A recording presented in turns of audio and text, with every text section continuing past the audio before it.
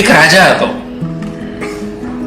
એની એકવાર રણમાં ભૂલો પડી ગયો, સૈનિકો પાછળ રહી ગયા, અને રણમાં કેવું છે કોઈ લેન્ડમાર્ક ન હોય, એટલે અહીંયા આવો ને અહીંયા આવજો ને આ રસ્તે જજો ને એવું કઈ હોય નહીં, તો સૈનિકો પાછળ રહી ગયા.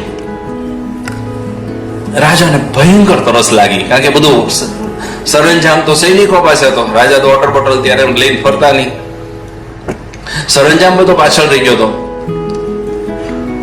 તો રાજાએ એક ઝૂંપડી જોઈ, ઝૂંપડીમાં દાખલ થયા તો એક ફકીર બેઠા હતા, એની પાસે નાનું એવું માટલું. તો રાજા કે મને પાણી મળશે?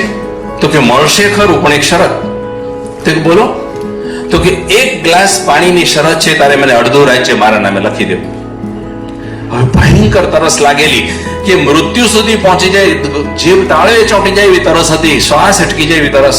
એટલે ઓલો કે કબૂલ છે, તો લખી દે પેલા, મારી પાસે બધું લેખની બધું તૈયાર છે. તો રાજાએ લખી દીધું, અને ઓલા ફકીર એક ગ્લાસ પાણી આપ્યું.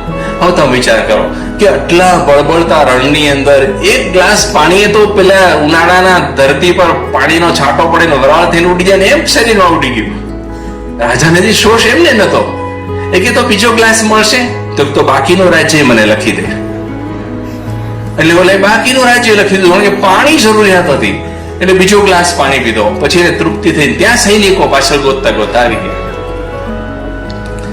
એટલે રાજાએ કીધું, જુઓ, મેં આમને રાજ્ય લખી આપ્યું છે, આજથી તમારા રાજા ફકીર છે, હું નથી. એટલે સૈનિકો એને કે ચાલો તમે રાજ્ય કારભાર માટે હવે તમારે ત્યાં આવવું પડશે, રાજધાનીમાં. રણમાં તો નહીં ચાલે આ બધું. એટલે ફકીરને બોલાવે કે તમે જોડે ચાલો. ફકીર ના પાડે કે નથી આવું. તો કેમ તમને આખું રાજ્ય મળી ગયું નહીં?